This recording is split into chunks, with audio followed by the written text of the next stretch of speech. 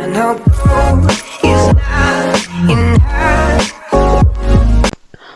everyone, welcome to Statist Academy. ഞാൻ റോഷ്ന. നമുക്കിന്ന് GST യിൽ പഠിക്കാനുള്ളത് 5th മൊഡ്യൂളായ registration, returns, accounts and assessment ആണ്.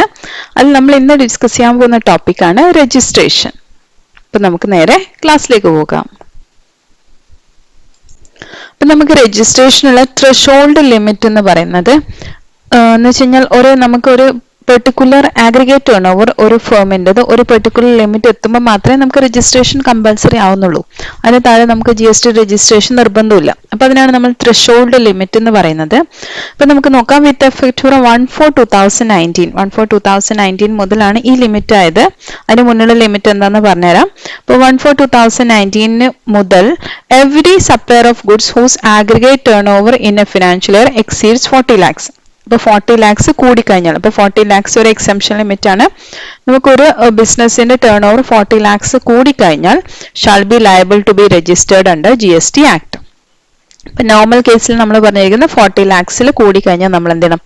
GST രജിസ്റ്റർ ചെയ്യണം. In the case of special category States, അവിടെ തന്നെ ഒരു സ്പെഷ്യൽ കാറ്റഗറി സ്റ്റേറ്റ്സിന്റെ കാര്യം പറയുന്നുണ്ട്. Notified for the purpose. അപ്പൊ സ്പെഷ്യൽ കാറ്റഗറി എന്ന് പറഞ്ഞാൽ ശരിക്കും പറഞ്ഞാൽ സ്റ്റേറ്റ് ഒന്നും ഇല്ല, നമ്മൾ GST പ്രകാരം നോട്ടിഫൈ ചെയ്തിരിക്കുവാണ്. The threshold limit of aggregate turnover for exemption from registration and payment of GST is 20 lakhs. അപ്പൊ അവരുടെ കാര്യത്തിൽ അത് 20 lakhs ആണ്. അപ്പൊ 20 lakhs കൂടിക്കഴിഞ്ഞാൽ അവർ എന്ത് ചെയ്യണം? രജിസ്റ്റർ ചെയ്യണം. 20 lakhs വരെ എക്സംഷൻ ലിമിറ്റ് ആണ്. 20 lakhs കൂടുതൽ നമുക്ക് ആഗ്രിഗേറ്റ് ടേൺ ഓവർ വരുവാണെങ്കിൽ രജിസ്റ്റർ ചെയ്തിരിക്കണം. അപ്പൊ ഏതൊക്കെ സ്പെഷ്യൽ കാറ്റഗറി സ്റ്റേറ്റ്സ് നോക്കാം. Arunachal Pradesh, Manipur, Meghalaya, Mizoram, Nagaland, Puducherry, Sikkim, Telangana, Tripura and Uttarakhand are the states so notified. ഇപ്പൊ ഇത്രയും സ്റ്റേറ്റ്സിന്റെ കാര്യത്തിലാണ് നമ്മൾ പറഞ്ഞിരിക്കുന്നത് 20 lakhs limit. In the case of service provider, ഇതൊക്കെ ആഗ്രിഗേറ്റ് ടേൺ ഓവർ ഗുഡ്സിന്റെ കാര്യത്തിലാണ് പറഞ്ഞിരിക്കുന്നത്. സർവീസിന്റെ കാര്യത്തിലാണെങ്കിൽ there is no change and hence the earlier limit will continue. അവിടെ ചേഞ്ച് ഇല്ല എന്ന് വെച്ചാൽ 1/4/2019 വന്ന ചേഞ്ച് നമ്മൾ സർവീസസിന്റെ കാര്യത്തിൽ എഫക്ട് ചെയ്യുന്നില്ല. സർവീസസിൽ പഴയ ലിമിറ്റ് തന്നെയാണ്. പഴയ ലിമിറ്റ് എന്തായിരുന്നു വെച്ച് കഴിഞ്ഞാൽ earlier the limit was 20 lakhs in four states. Normal സ്റ്റേറ്റ്സിന് 20 lakhs, 10 lakh for special category states. അപ്പൊ അതാണ് പഴയ ലിമിറ്റ്. അത് സർവീസസിന് അത് തന്നെയാണ്. ഗുഡ്സിന്റെ കേസിൽ മാത്രമേ നമ്മൾ പുതിയ ലിമിറ്റ് എടുക്കേണ്ടതുള്ളൂ. This same limit shall continue in the following cases also. അപ്പൊ ഈ പഴയ ലിമിറ്റ് വേറെ ചില കാര്യങ്ങൾക്കും കൂടി വരുന്നുണ്ട്. ഏതൊക്കെയാ നോക്കാം. Persons required to take compulsory registration under section 24. നമുക്ക് പഠിക്കാണ്ട് കമ്പൽസറി രജിസ്ട്രേഷൻ എന്താണെന്ന്. അപ്പൊ കമ്പൽസറി രജിസ്ട്രേഷൻ എടുക്കേണ്ട ആൾക്കാർക്ക് ലിമിറ്റ് നമ്മളെ പഴയ ലിമിറ്റ് തന്നെയാണ്. Supplier of ice cream and other edible ice, ice cream അല്ലെങ്കിൽ ice whether or not containing കൊക്കോള അല്ല കുക്ക, pan masala, tobacco and manufacture tobacco substitute. ഇപ്പൊ ഇതൊക്കെ കണ്ടെയ്ൻ ചെയ്ത് കഴിഞ്ഞാലും ഈ ഐസ്ക്രീം ആൻഡ് എഡിബിൾ ഐസിന്റെ കേസിലാണെങ്കിൽ പഴയ ലിമിറ്റ് ആണ്. In case of supplies of service the limit is 20 lakhs and special category states the limit is 10 lakhs. നമ്മൾ ഓൾറെഡി പറഞ്ഞിട്ടുണ്ടല്ലേ, ഗുഡ്സിന്റെ കാര്യത്തിൽ മാത്രമേ പുതിയ ലിമിറ്റ് ഉള്ളൂ. അപ്പൊ സർവീസസിന്റെ കാര്യത്തിൽ പഴയ ലിമിറ്റ് ആണ് വരുന്നത്. ഇതാണ് ത്രെഷോൾഡ് ലിമിറ്റ് എന്ന് പറയുന്നത്. നെക്സ്റ്റ് നമുക്ക് രജിസ്ട്രേഷൻ നോക്കാം. സെക്ഷൻ 22 സബ്സെക്ഷൻ 2 പ്രകാരം. അപ്പൊ ഇതിൽ പറഞ്ഞിരിക്കുന്നത് നമ്മൾ മുന്നേ വാറ്റ് ആയിരുന്നു GSTയുടെ മുന്നേ ഉണ്ടായിരുന്ന ആക്ട് അല്ലേ. അപ്പൊ ഇതൊക്കെ അബോളിഷ് ചെയ്തിട്ടാണ് നമ്മൾ GST കൊണ്ടുവന്നിരുന്നത്. അപ്പൊ മുന്നേ സെയിൽസിന് വല്ല ടാക്സ് കൊടുത്തിരുന്നത് നമ്മൾ വാറ്റ് പ്രകാരമാണ്. അപ്പൊ വാറ്റ് പ്രകാരം രജിസ്റ്റർ ചെയ്തിരുന്ന എല്ലാ ബിസിനസ്സും എന്താണ് ഇപ്പം GST വന്നപ്പോൾ GSTയിലേക്ക് നമ്മൾ രജിസ്റ്റർ ചെയ്തിരിക്കണം. അതേപോലെ തന്നെ ഒരു ബിസിനസ് നമ്മൾ ഈ ആക്ട് പ്രകാരം രജിസ്റ്റർ ചെയ്തിരിക്കുകയാണ് GST പ്രകാരം. അയാൾ ആ ബിസിനസ്സിനെ സെയിൽ ചെയ്യുകയോ വേറൊക്കെ ട്രാൻസ്ഫർ ചെയ്യുവാണെങ്കിൽ എപ്പോഴാണ് ട്രാൻസ്ഫർ നടന്നിരിക്കുന്ന ആ എഫക്റ്റ് ആവുന്ന ഡേറ്റ് മുതൽ ഈ ട്രാൻസ്ഫർ ഈ ആക്ട് പ്രകാരം രജിസ്റ്റർ ചെയ്തിരിക്കണം. എന്നുവെച്ചാൽ മറ്റേ ആളാണ് രജിസ്റ്റർ ചെയ്തിരിക്കുന്നത്. അപ്പൊ അയാൾ ബിസിനസ് ട്രാൻസ്ഫർ ചെയ്ത് കഴിഞ്ഞാൽ പുതിയ ഓണർ ആരാണോ അയാൾ നമ്മളെ ആക്ടിലേക്ക് രജിസ്റ്റർ ചെയ്തിരിക്കണം. അതേപോലെ തന്നെ അമാൽഗമേഷൻ മേജറൊക്കെ നടക്കുന്ന സമയത്ത് ചിലപ്പോൾ ഹൈക്കോർട്ടിന്റെ ട്രൈബ്യൂണലിന്റെ ഒരു ഓർഡർ പ്രകാരം വന്നിരിക്കുന്ന സ്കീം പ്രകാരം വന്നിരിക്കുന്നതാണെങ്കിൽ അവരും ആ ട്രാൻസ്ഫറേയും രജിസ്റ്റർ ചെയ്തിരിക്കണം. അപ്പോൾ രജിസ്റ്റർ ചെയ്യേണ്ടത് എപ്പോഴാണോ registrar of companies certificate of incorporation effect ചെയ്യുന്നത്, ഇഷ്യൂ ചെയ്യുന്നത്, ആ ഡേറ്റിലാണ് നമ്മൾ എന്ത് ചെയ്യേണ്ടത്, രജിസ്റ്റർ ചെയ്യേണ്ടത്. For the purpose of this section, ഈ സെക്ഷനിൽ നമ്മൾ കുറച്ച് ടേംസ് പറയുന്നുണ്ട്. അതിൽ ഒന്നാമത്തെ ദ എക്സ്പ്രഷൻ aggregate turnover. നമ്മൾ അവിടെ ഇവിടെയൊക്കെ കേട്ടില്ലേ aggregate turnover എന്ന് പറഞ്ഞിട്ട്. The aggregate turnover shall include all supplies made by the taxable person, whether on his account or made on behalf of his principal. അപ്പോൾ ടാക്സബിൾ പേഴ്സൺ നടത്തിയിരിക്കുന്ന എല്ലാ സപ്ലൈസും ഇതിൽ പെടും ആഗ്രിഗേറ്റ് ടേൺ ഓവർ എന്ന് പറഞ്ഞു കഴിഞ്ഞാൽ. എന്നുവെച്ചാൽ അയാൾ നടത്തിയിരിക്കുന്ന എല്ലാ ട്രാൻസ്ഫർ എല്ലാ സെയിലും ഇതിനകത്ത് വരും. അപ്പം അതിനകത്ത് എന്ന് പറയുന്ന അയാൾ സ്വന്തം on behalf of his own account സ്വന്തമായി ട്രാൻസ്ഫർ ചെയ്തതാവാം, അല്ലെങ്കിൽ ഏസ് എൻ ഏജന്റ് അയാളുടെ പ്രിൻസിപ്പാളിന് വേണ്ടി ട്രാൻസ്ഫർ ചെയ്തതാവാം. അപ്പം എല്ലാം നമ്മൾ ആഗ്രിഗേറ്റ് ടേൺ ഓവർ എന്ന് പറഞ്ഞിരിക്കുന്ന ആ ഹെഡിൽ നമുക്ക് കാണിക്കണം. Next, supply of goods after completion of job work by a registered job worker shall not be included in the aggregate turnover of the registered job worker. ഇപ്പോൾ ഒരു job worker എന്ന് പറഞ്ഞ ഒരാള് അയാളുടെ ഡ്യൂട്ടി എന്ന് പറഞ്ഞു കഴിഞ്ഞാൽ ആ ജോബ് കംപ്ലീറ്റ് ചെയ്ത് കൊടുക്കുകയാണ്. അപ്പൊ കംപ്ലീറ്റ് ചെയ്ത് കഴിഞ്ഞിട്ട് ആ ജോബ് നമ്മൾ മറ്റേ ആൾക്ക് ട്രാൻസ്ഫർ ചെയ്ത് കൊടുക്കുക ചെയ്യുന്നത്. അപ്പൊ അങ്ങനെ ചെയ്യുന്ന സമയത്ത് ആ ജോബ് നമ്മൾ ട്രാൻസ്ഫർ ചെയ്യുന്നത് ഏതാണോ സപ്ലൈ ഓഫ് ഗുഡ്സ് ഏതാണോ നമ്മൾ ട്രാൻസ്ഫർ ചെയ്യുന്നത് അത് നമുക്ക് സപ്ലൈ ആയിട്ട് എടുക്കാൻ പറ്റില്ല അല്ലെ. ആക്ച്വലി അതിന്റെ മേലെ അയാൾ കൊടുത്തിരിക്കുന്ന ആ ജോബ് മാത്രമേ നമുക്ക് സപ്ലൈ ആയിട്ട് എടുക്കാൻ പറ്റുള്ളൂ. ആ ജോബിന് ശേഷം കംപ്ലീറ്റഡ് ആയിട്ടുള്ള ഗുഡ്സിനെ നമുക്ക് സപ്ലൈ ആയിട്ട് എടുക്കാൻ പറ്റില്ല. നെക്സ്റ്റ്, ചില പേഴ്സൺസ് നമുക്ക് രജിസ്ട്രേഷൻ ചെയ്യണമെന്ന് നിർബന്ധം ഇല്ലാത്ത ആൾക്കാരുണ്ട്. അത് ആരൊക്കെയാന്ന് നോക്കാം. Persons not liable to take registration.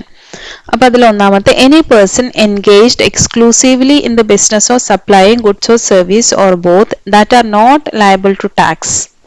Tax കൊടുക്കേണ്ടാത്തതായ ഗുഡ്സ് സപ്ലൈ ചെയ്യുന്ന അല്ലെങ്കിൽ സർവീസ് സപ്ലൈ ചെയ്യുന്ന ഒരു പേഴ്സൺ, ഒരു business.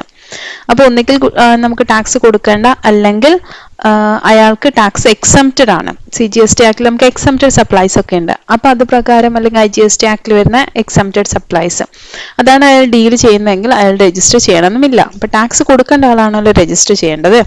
Next, an agriculturist to the extent of supply of produce out of cultivation of land. നമ്മൾ പറഞ്ഞ അഗ്രികൾച്ചർ പ്രോഡക്ട്സിന് നമുക്ക് ടാക്സബിൾ അല്ല അല്ലെ. അപ്പൊ അങ്ങനത്തെ സിറ്റുവേഷൻ ആണെങ്കിൽ അഗ്രികൾച്ചറിസ്റ്റ് ടാക്സിന് വേണ്ടി രജിസ്റ്റർ ചെയ്യേണ്ട. To the extent of supply of produce out of cultivation of land, ലാൻഡിന്ന് ഡയറക്ട്ലി കൾട്ടിവേറ്റ് ചെയ്തിട്ട് കൊടുക്കുന്ന അൺപ്രോസസ്ഡ് ആണെങ്കിൽ മാത്രം, അൺപ്രോസസ്ഡ് എല്ലാ പ്രോസസ്ഡും ചെയ്യുന്നുണ്ടെങ്കിൽ ആ പ്രോസസ്ഡ് പാർട്ടിൽ നമ്മൾ എന്ത് ചെയ്യണം, രജിസ്റ്റർ ചെയ്തിരിക്കണം. അത് ടാക്സബിൾ ആണ്. Any category of person who may be exempted from obtaining registration as may be notified by the government based on recommendation of GST Council. ഇനി നമ്മൾ GST കൗൺസിൽ ചില പ്രത്യേക ആൾക്കാരെ പറയുകയാണ് ഇവർ രജിസ്റ്റർ ചെയ്യേണ്ട ആവശ്യമില്ല എന്ന് പറയുകയാണെങ്കിൽ അത്തരം കാറ്റഗറി പേഴ്സൺസും രജിസ്റ്റർ ചെയ്യേണ്ട ആവശ്യമില്ല. അപ്പൊ മെയിൻലി പറയേണ്ടത് നമ്മൾ ടാക്സ് കൊടുക്കേണ്ടാത്തതായ ആരും ഇതിൽ രജിസ്റ്റർ ചെയ്യേണ്ട. എക്സംപ്റ്റഡ് സപ്ലൈസ്, അതുപോലെ തന്നെ സീറോ ടാക്സ്, അങ്ങനത്തെ കേസിലൊക്കെ വരുമ്പോൾ നമുക്ക് എന്ത് വേണ്ട, രജിസ്ട്രേഷൻ കമ്പൽസറി അല്ല. ഇനി കമ്പൽസറി രജിസ്ട്രേഷൻ ആണ് പറയുന്നത്. കമ്പൽസറി രജിസ്ട്രേഷൻ എന്നുകൊണ്ട് ഉദ്ദേശിച്ചത് നമ്മൾ നേരത്തെ പറഞ്ഞു ത്രഷോൾഡ് ലിമിറ്റ് അല്ലെ. ആ ത്രഷോൾഡ് ലിമിറ്റ് ഇല്ലെങ്കിലും കമ്പൽസറി രജിസ്റ്റർ ചെയ്യേണ്ട ആൾക്കാരാണ്. അതിലൊന്നാമത്തെ, persons making any interstate taxable supply. Interstate ആയിട്ടുള്ള ഒരു സപ്ലൈ നടത്തുന്ന ഒരു person. Service providers whose annual aggregate turnover is less than 20 lakhs are exempted from obtaining registration even if they have interstate supplies of services. അപ്പൊ ഗുഡ്സിന്റെ കേസിൽ മാത്രമേ ഇത് പറയുന്നുള്ളൂ. സർവീസസിന്റെ കേസിലാണെങ്കിൽ അവർക്ക് 20 lakhs കുറവാണെങ്കിൽ അവർ സാധാരണ പോലെ രജിസ്റ്റർ ചെയ്യണം നിർബന്ധമില്ല. രണ്ടാമത്തെ, casual taxable person making taxable supply. അതേപോലെ തന്നെ ഒരു കാഷ്വലി ഒരു taxable person, casual taxable person എന്ന് വെച്ചാൽ അയാൾ രജിസ്റ്റർ ചെയ്തില്ലെങ്കിലും ആ ഒരു പ്ലേസിൽ അയാൾ ടാക്സബിൾ സപ്ലൈ നടത്തുവാണെങ്കിൽ അങ്ങനെയുള്ള ആൾക്കാർ നമ്മൾ രജിസ്ട്രേഷൻ എടുക്കേണ്ടി വരും. Persons who are required to pay tax under reverse charge, അതുപോലെ റിവേഴ്സ് ചാർജ് മെക്കാനിസം പ്രകാരം ടാക്സ് ചെയ്യേണ്ട റെസിപ്പിയന്റ് ആണോ ടാക്സ് പേ ചെയ്യേണ്ട സിറ്റുവേഷനിൽ അവരും രജിസ്ട്രേഷൻ എടുത്തിരിക്കണം. Non resident taxable person making taxable supply. അതേപോലെ തന്നെ നോൺ റെസിഡന്റ് ആയിട്ടുള്ള ഒരു പേഴ്സൺ അയാൾ ടാക്സബിൾ സപ്ലൈ നടത്തുവാണെങ്കിൽ അയാളും രജിസ്ട്രേഷൻ എടുത്തിരിക്കണം. Next, persons who are required to deduct tax at source under section 51. നമ്മൾ TDSന്റെ കാര്യം പറഞ്ഞു അല്ലെ. അപ്പൊ അങ്ങനെ TDS ചെയ്യേണ്ട ഒരു പേഴ്സൺ അയാളും രജിസ്ട്രേഷൻ എടുത്തിരിക്കണം. നെക്സ്റ്റ് പറയുന്നത് persons who make taxable supply of goods or service or both on behalf of other taxable person. ഇപ്പോൾ വേറൊരാളുടെ ബിഹാഫിൽ നമ്മൾ ടാക്സബിൾ ആയിട്ടുള്ള സർവീസസോ ഗുഡ്സോ സപ്ലൈ ചെയ്യുവാണ്, whether as an agent or otherwise, ഒന്നിക്കൽ ഏജന്റ് എന്നുള്ള രീതിയിലും അല്ലെങ്കിൽ ഏത് രീതിയിലായി കഴിഞ്ഞാലും അങ്ങനെ വേറൊരാൾക്ക് വേണ്ടി നമ്മൾ സപ്ലൈ നടത്തുവാണെങ്കിൽ രജിസ്ട്രേഷൻ എടുത്തിരിക്കണം. Next input service distributor, IST നമ്മൾ ഓൾറെഡി പഠിച്ചതാണല്ലേ. ആ ഒരു ഹെഡ് ഓഫീസൊക്കെയാണ് IST ആയിട്ട് വർക്ക് ചെയ്യുന്നത്. അവർ ഇൻപുട്ട് ടാക്സ് എല്ലാ ബ്രാഞ്ചസിലൊക്കെ ഡിസ്ട്രിബ്യൂട്ടൊക്കെ ചെയ്യാൻ വേണ്ടിയിട്ട്. അപ്പോൾ അങ്ങനത്തെയുള്ള ആൾക്കാരും കമ്പൽസറി രജിസ്റ്റർ ചെയ്തിരിക്കണം. Person who supply goods or service or both through electronic commerce operator, electronic commerce operator through supply ചെയ്യുന്ന പേഴ്സൺസ് അവരും എന്ത് ചെയ്യണം, രജിസ്ട്രേഷൻ ചെയ്തിരിക്കണം. എവറി ഇലക്ട്രോണിക് കൊമേഴ്സ് ഓപ്പറേറ്റർ, അതുകൂടാതെ ഇലക്ട്രോണിക് കൊമേഴ്സ് ഓപ്പറേറ്ററും ചെയ്തിരിക്കണം. ഓപ്പറേറ്റർ ത്രൂ സപ്ലൈ ചെയ്യുന്ന ആൾക്കാരും രജിസ്റ്റർ ചെയ്തിരിക്കണം, ഇലക്ട്രോണിക് കൊമേഴ്സ് ഓപ്പറേറ്ററും രജിസ്റ്റർ ചെയ്തിരിക്കണം. Every person supplying online information and database access of retrieval service from a place outside India to A person in India. അപ്പം നമ്മൾ ഇന്ത്യയിലുള്ള ഒരു പേഴ്സണിന് സപ്ലൈ ചെയ്യുന്ന ഔട്ട്സൈഡ് ഇന്ത്യയിലുള്ള ഒരു ഓൺലൈൻ ഇൻഫർമേഷൻ അല്ലെങ്കിൽ ഡാറ്റാബേസ് ആക്സസ് സർവീസസ് അവരും രജിസ്റ്റർ ചെയ്തിരിക്കണം. Such other person or class of persons as may be notified by the government on the recommendation of the council. പിന്നെ GST കൗൺസിൽ പറഞ്ഞിരിക്കുന്ന നോട്ടിഫൈ ചെയ്തിരിക്കുന്ന other persons ആരൊക്കെയാണോ അവരും എന്ത് ചെയ്യണം, നമ്മൾ കമ്പൽസറി രജിസ്റ്റർ ചെയ്തിരിക്കണം. നെക്സ്റ്റ് നമുക്ക് പ്രൊസീജിയർ ഫോർ രജിസ്ട്രേഷൻ നോക്കാം. അതിൽ ഒന്നാമത്തെ, every person who is liable to be registered under section 22 or section 24. ഇപ്പോൾ സെക്ഷൻ 22 ആൻഡ് സെക്ഷൻ 24 പ്രകാരം രജിസ്റ്റർ ചെയ്യേണ്ടതായ എല്ലാ പേഴ്സൺസും എന്ന് വെച്ച് കഴിഞ്ഞാൽ നമ്മൾ കമ്പൽസറി രജിസ്ട്രേഷനും അതേപോലെ തന്നെ നമ്മൾ അതിന് മുന്നേ പറഞ്ഞിരിക്കുന്ന person liable to be registered അത്രയും ആൾക്കാർ എന്ത് ചെയ്യണം, ഷാൾ അപ്ലൈ ഫോർ രജിസ്ട്രേഷൻ. അവർ രജിസ്ട്രേഷൻ ആപ്ലിക്കേഷൻ ആദ്യം കൊടുക്കണം. In every such state or union territory in to registration in such manner and subject to such condition as may be prescribed. അപ്പോൾ ഇതിൽ പറഞ്ഞിരിക്കുന്ന എന്തൊക്കെ കണ്ടീഷൻസ് ആണ് അത് വെച്ചിട്ട് ഏതൊക്കെ സ്റ്റേറ്റിലോ യൂണിയൻ ടെറിട്ടറിയിലോ രജിസ്റ്റർ ചെയ്യണോ, എവിടെയൊക്കെ അവർക്ക് വർക്ക് ചെയ്യണോ ആ എല്ലാ സ്ഥലത്തും രജിസ്റ്റർ ചെയ്തിരിക്കണം. Next, a person seeking registration under this act shall be granted a single registration in a state or union territory. അപ്പോൾ ഒരു സ്റ്റേറ്റിനകത്ത് ഒരു സിംഗിൾ രജിസ്ട്രേഷൻ ആയിട്ടാണ് ഒരാൾക്ക് കൊടുക്കുന്നത്. അപ്പോൾ അതർ സ്റ്റേറ്റിൽ വേണമെങ്കിൽ വേറെ രീതിയിലായിരിക്കും, അത് പറയാം. A person though not liable to be registered under section 22 or 24 may get himself registered voluntarily. ഇത് കൂടാതെ ഒരാൾക്ക് voluntarily രജിസ്റ്റർ ചെയ്യണമെങ്കിൽ ശരിക്കും a person required to be registeredൽ ഒന്നും വരുന്നില്ല, എന്നാലും അയാൾക്ക് voluntarily രജിസ്റ്റർ ചെയ്യണമെങ്കിൽ രജിസ്റ്റർ ചെയ്യാം. And all provisions of this act as are applicable to a registered person shall apply to such person. അപ്പം അങ്ങനെ ആകുമ്പം അയാൾക്ക് രജിസ്റ്റേർഡ് പേഴ്സണ് വരുന്ന എന്തൊക്കെ ആപ്ലിക്കബിൾ ആണോ, എന്തൊക്കെ പ്രൊവിഷൻസും സെക്ഷൻസും ആപ്ലിക്കബിൾ ആണോ അതൊക്കെ ഈ വോളണ്ടറി രജിസ്റ്റർ ചെയ്ത ആൾക്കും ആപ്ലിക്കബിൾ ആയിരിക്കും. A person who has obtained or is required to obtain more than one registration. ഇപ്പോൾ ഒരാൾക്ക് ഒന്നിൽ കൂടുതൽ രജിസ്ട്രേഷൻ എടുക്കേണ്ട സിറ്റുവേഷൻ ആണെങ്കിൽ whether in one state or union territory or more than one state or union territory. ഇപ്പോൾ ഒരു സ്റ്റേറ്റിലോ union ടെറിട്ടറിയിലോ അതല്ലെങ്കിൽ ഒന്നിൽ കൂടുതൽ സ്റ്റേറ്റിലോ യൂണിയൻ ടെറിട്ടറിയിലോ അയാൾക്ക് ഒന്നിൽ കൂടുതൽ രജിസ്ട്രേഷൻ എടുക്കണമെങ്കിൽ shall in respect of each such registration be treated as distinct person. അപ്പോൾ ഇതിൽ ഓരോ രജിസ്ട്രേഷൻ പ്രകാരം അയാൾ ഒരു ഡിഫറെൻറ്റ് പേഴ്സൺ പോലെയാണ് ട്രീറ്റ് ചെയ്യുക. ഇപ്പോൾ ഒരാൾക്ക് ശരിക്കും പറഞ്ഞാൽ ഒരു രജിസ്ട്രേഷനാണ്, അയാൾ ഒന്നിൽ കൂടുതൽ രജിസ്ട്രേഷൻ എടുക്കുകയാണെങ്കിൽ അങ്ങനെ എടുക്കേണ്ട സിറ്റുവേഷൻ വരുവാണെങ്കിൽ, ഇപ്പോൾ ഒന്നിൽ കൂടുതൽ ബിസിനസ്സോ അങ്ങനെ എന്തെങ്കിലും സിറ്റുവേഷൻ വരുവാണെങ്കിൽ അല്ലെങ്കിൽ ഒന്നിൽ കൂടുതൽ സ്റ്റേറ്റിൽ ചെയ്യേണ്ട സിറ്റുവേഷൻ ആണെങ്കിൽ ഇതിൽ ഓരോ രജിസ്ട്രേഷനും അയാൾ ഓരോ ഡിഫറെൻറ്റ് പേഴ്സൺ പോലെയാണ്. അപ്പോൾ ഓരോന്നിലും ടാക്സ് ലയബിലിറ്റി സെപ്പറേറ്റ്ലി അയാൾക്ക് വരുന്നതായിരിക്കും. B treated as distinct person for the purpose of this act. Next, where a person who has obtained or is required to obtain registration in a state or union territory in respect of an establishment. അപ്പോൾ ഒരു എസ്റ്റാബ്ലിഷ്മെൻറ്റിൻ്റെ നമ്മളൊരു സ്റ്റേറ്റിലോ union ടെറിട്ടറിയിലോ register ചെയ്യുവാണ്, has been established in another state or union territory. ആ establishment establish ചെയ്തിരിക്കുന്നത് ശരിക്കും വേറൊരു സ്റ്റേറ്റിലോ അല്ലെങ്കിൽ union ടെറിട്ടറിയിലോ ആണെങ്കിൽ then such establishment shall be treated as establishments of distinct person for the purpose of this act. അപ്പം അങ്ങനെയാണെങ്കിൽ ഇപ്പോൾ ഒരു സ്റ്റേറ്റിൽ എസ്റ്റാബ്ലിഷ്മെൻറ്റ് രജിസ്റ്റർ ചെയ്തിരിക്കുകയാണ്, വേറൊരു സ്റ്റേറ്റിൽ നമ്മൾ അതിനുള്ള രജിസ്ട്രേഷൻ എടുക്കുകയാണ്, അവിടെയും നമ്മൾ സപ്ലൈ നടക്കുന്നുണ്ടെങ്കിൽ അവിടെയും നമ്മൾ രജിസ്ട്രേഷൻ എടുക്കുകയാണെങ്കിൽ അത് രണ്ട് എസ്റ്റാബ്ലിഷ്മെൻറ്റ് പോലെ ആയിരിക്കും നമ്മൾ ട്രീറ്റ് ചെയ്യുന്നത്.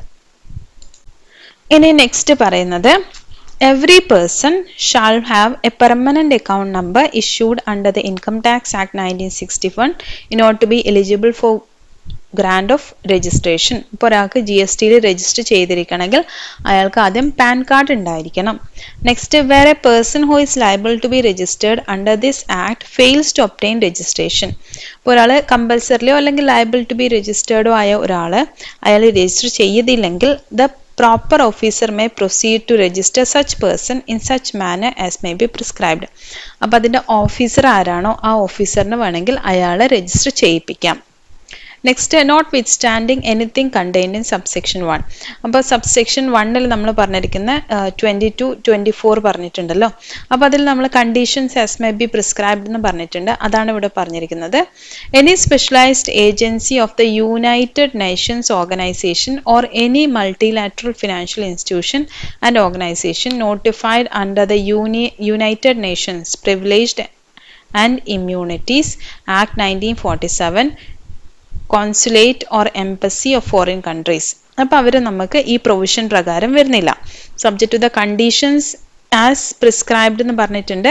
അപ്പോൾ ഇതിൻ്റെ ബാക്കിയായിട്ടാണ് ശരിക്കും വരുന്നത്. ഇത് എന്ന് വെച്ചാൽ അതിൻ്റെ അകത്ത് ഈ പറഞ്ഞിരിക്കുന്ന ആൾക്കാർ ഇൻവോൾവ് അല്ല.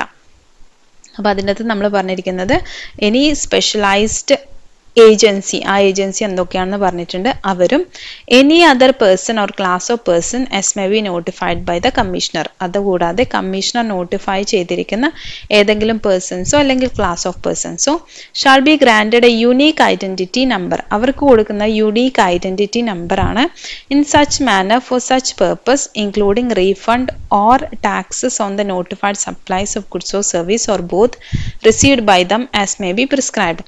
അപ്പോൾ അവർക്ക് നമ്മൾ ഒരു യൂണീക്ക് ഐഡന്റിറ്റി നമ്പറാണ് പ്രൊവൈഡ് ചെയ്യുന്നത്. അത് പ്രകാരം അവർക്ക് റീഫണ്ടൊക്കെ നമ്മൾ പറഞ്ഞിട്ടുണ്ടായിരുന്നു അല്ലേ ഇവരുടെ കേസിൽ. അപ്പം അങ്ങനെ എന്തെങ്കിലും അവർക്ക് ആപ്ലിക്കബിൾ ആണെങ്കിൽ അതിൻ്റെ കാര്യത്തിന് വേണ്ടി അവർക്ക് നമ്മൾ കമ്പൽസറിലി ഒരു യുണീക്ക് ഐഡന്റിറ്റി നമ്പർ പ്രൊവൈഡ് ചെയ്യും. അപ്പോൾ അവർക്ക് ഇതിൽ പറഞ്ഞ പ്രൊവിഷൻസ് ആയിരിക്കില്ല, അവർക്ക് ഡിഫറെൻറ്റ് പ്രൊവിഷൻസ് ആയിരിക്കും ആപ്ലിക്കബിൾ ആവുന്നത്.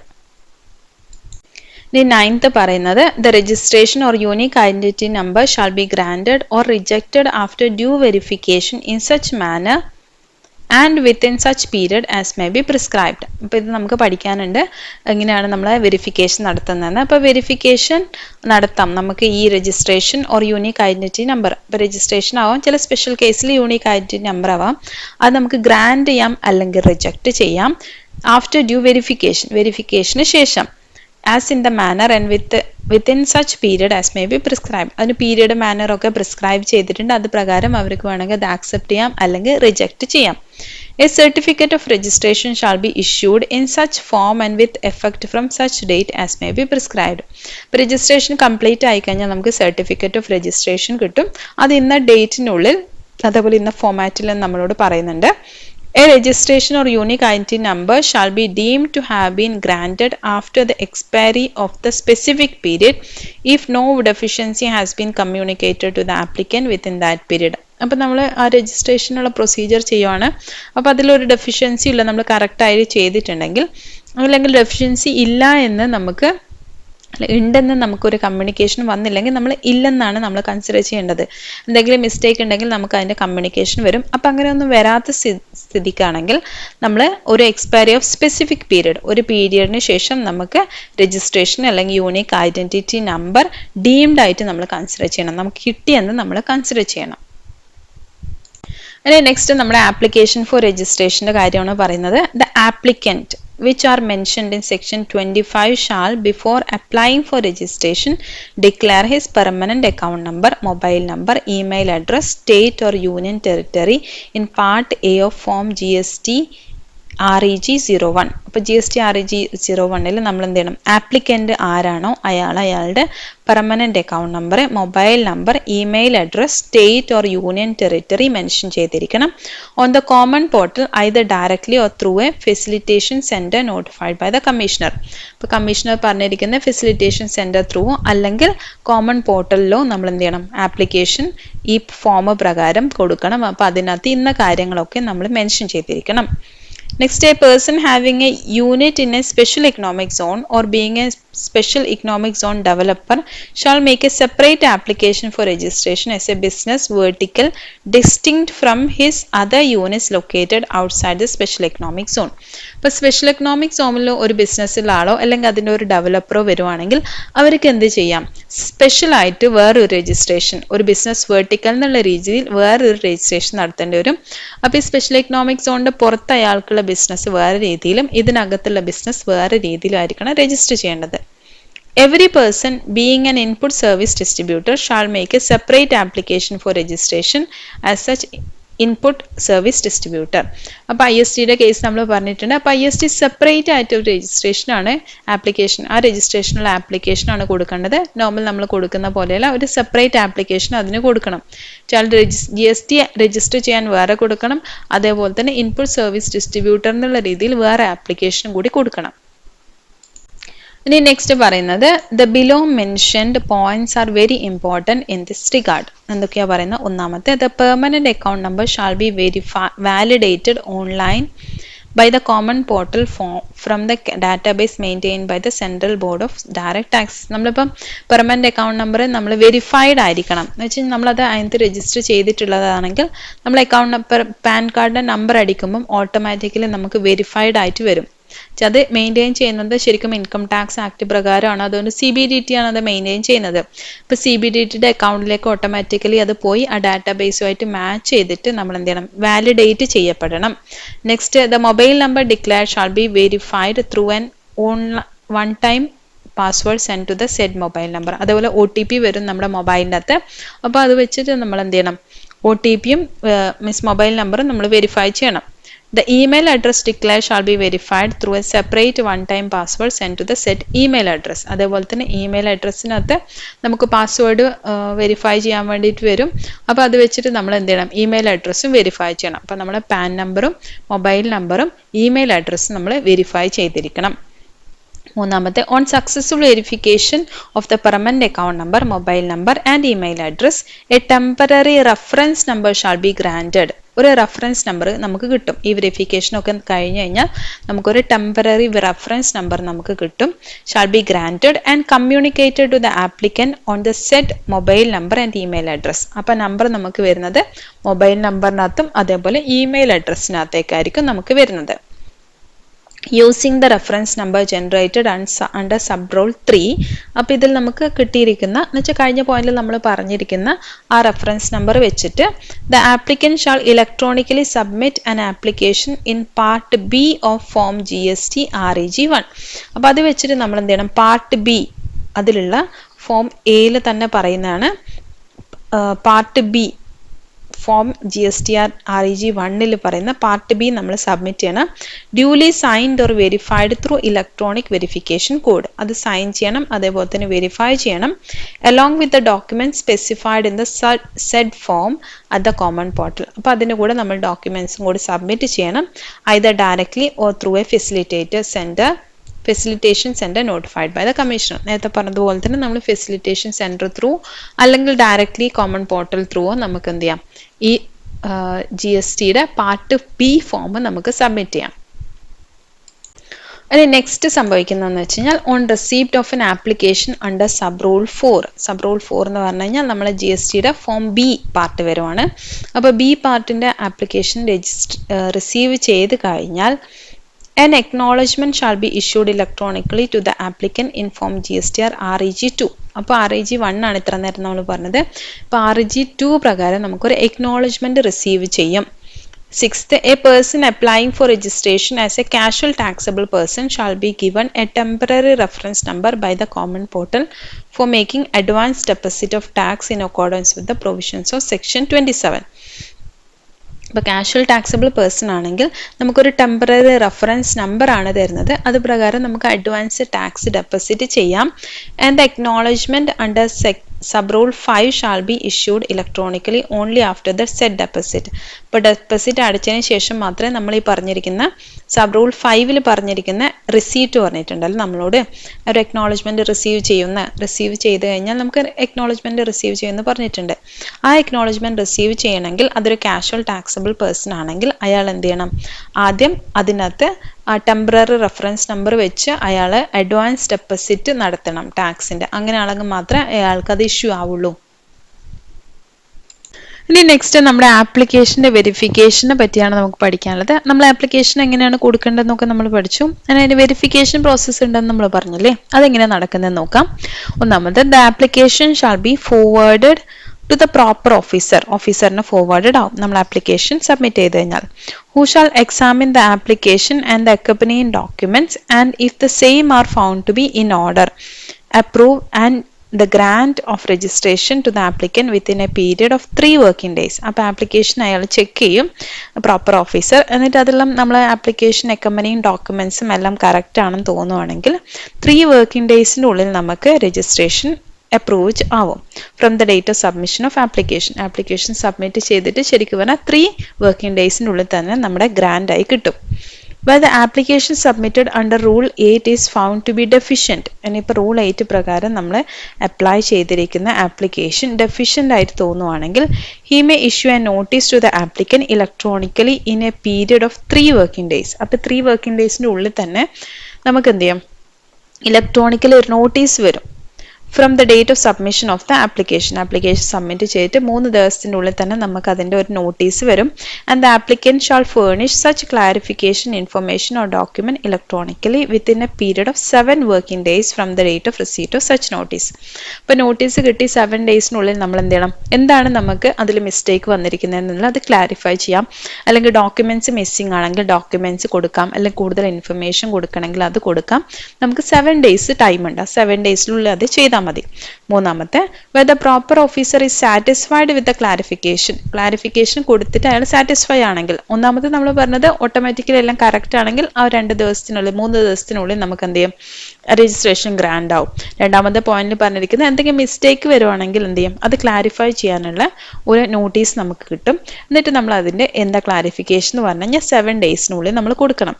മൂന്നാമത്തെ പോയിന്റ് പറയുന്നത് where the proper officer is satisfied with the clarification കണ്ടു അയാൾ അതിൽ സാറ്റിസ്ഫൈഡ് ആണെങ്കിൽ ആ clarification information or document furnish by the applicant എന്നാൽ നമ്മളോട് കൊടുക്കാൻ പറഞ്ഞാൽ നമ്മൾ കൊടുത്തു, അയാൾ അതിന് ഓക്കെ ആണെങ്കിൽ he may approve the grant of registration to the applicant within a period of 7 working days. അപ്പോൾ അത് കഴിഞ്ഞ് 7 വർക്കിംഗ് ഡേയ്സിനുള്ളിൽ നമുക്ക് എന്ത് ചെയ്യും, ആപ്ലിക്കേഷൻ റിസീവ് ആയി അത് ഗ്രാൻഡ് ആയി കിട്ടും.